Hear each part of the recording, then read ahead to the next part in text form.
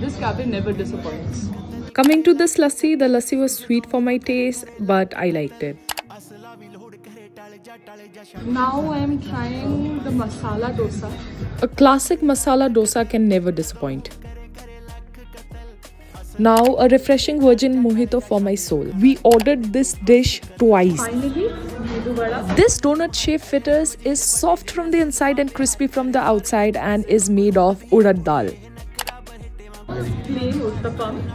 This tasted like pancake, but I ate it with chutney. Skipping filter coffee at a South Indian restaurant should be a crime. This was 10 out of 10. So this is what I ate at Number Madras Cafe. If you like my video, follow me for more.